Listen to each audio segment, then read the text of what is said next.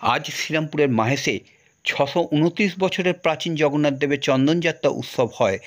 শিরোপীড়া দূর করতে থোকো থোকো চন্দন লেপন করা হয়।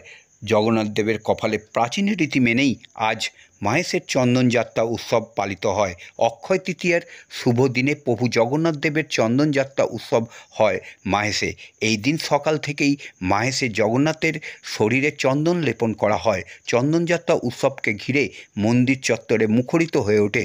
ভোরে মঙ্গল আরতির পর বিশেষ পূজা অনুষ্ঠান হয়। ভক্ত মন্দিরে এসে চন্দন বাটেন। বেলা ১১টার সময় শুরু হয় চন্দনযাত্রা উৎসব। মাহেশের জগন্নাথ দেবের ট্রাস্টি বোর্ডের সম্পাদক পিয়াল অধিকারী জানান যে প্রচণ্ড গরমে আমাদের যেমন মাথা ধরে, তেমনি মানবরূপী ভগবান প্রভু জগন্নাথ দেবের মাথা যন্ত্রণা হয়, মাথা ধরে। কথিত আছে যে এমন একদিন বৈশাখ মাসে রাজা ইন্দ্রদ্যুম্নকে প্রভু জগন্নাথ দেব আদেশ করেন, তার শরীরে খারাপ হয়েছে, মাথা যন্ত্রণা হচ্ছে, সেই মতন চন্দন লেপন করা হয় এবং রাজা ইন্দ্রদ্যুম্ন প্রভুর এই আদেশ অনুযায়ী চন্দন লেপন করে। সেই সময় থেকেই নিরবিচ্ছিন্নভাবে এই সময় চন্দন যাত্রা উৎসব পালিত হয়ে আসছে। অন্যদিকে ৪২ দিন প্রভুর কপালে চন্দন লেপন করা হয়। ৪৩ দিনের মাথায় অনুষ্ঠিত হয় মাহেশের প্রভু জগন্নাথ, বলরাম এবং সুভদ্রার স্নানযাত্রা উৎসব। এই উৎসবকে ঘিরে হাজার হাজার ভক্তের ভিড় জমে। স্নানযাত্রার পর প্রভু ধুম জ্বর আসে, লেপ কম্বল মুড়ি দিয়ে শুয়ে থাকেন। এরপর কবিরাজের পাচন খেয়ে জ্বর সারে। তারপর রথে চেপে মাসির বাড়ি যান। পুরীর পর ভারতের দ্বিতীয় প্রাচীন রথযাত্রা মাহেশে।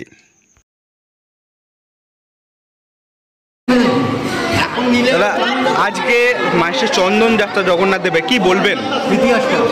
বৈশাখ মাসের চান্দ্র বৈশাখ মাসের শুক্লপক্ষের যে তৃতীয়া তিথি, এই তিথি হচ্ছে অক্ষয় তৃতীয়া।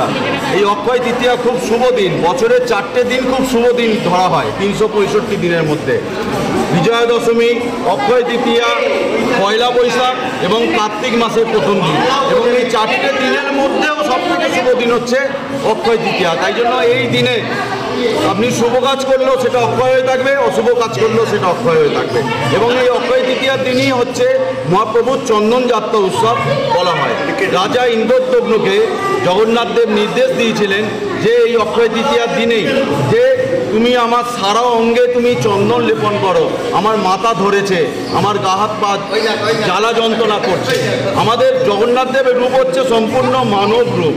আমাদেরও যেমন এই বৈশাখ মাসের প্রখর রোদে যেমন আমাদের গা হাত পা জ্বালা যন্ত্রণা করে, জগন্নাথ দেবেরও মাথা ধরেছিল, জগন্নাথ দেবেরও গা হাত পা যন্ত্রণা করেছিল, জ্বালা করেছিল। তো সেই সময় থেকেই ওনাকে শুধু চন্দন, থোকা থোকা চন্দন আমরা লেপন করি। চন্দন হচ্ছে খুব শীতল জিনিস, তাই জন্য আমরা মহাপ্রভুর মাথায় চন্দন ফেটি দিয়ে, সুগন্ধি কর্পূর দিয়ে মহাপ্রভুর মাথায় চন্দন লেপন করি। 21 দিন ব্যাপী এই চন্দন যাত্রা উৎসব চলে। আমরা ৪২ দিন ধরেই আমরা মহাপ্রভুর মাথায় চন্দন লেপন করব। এবং আগামী 11ই জুন হচ্ছে আমাদের স্নানযাত্রা উৎসব। ওই সময় বলা হয় চন্দন যাত্রার উদযাপন দিবস।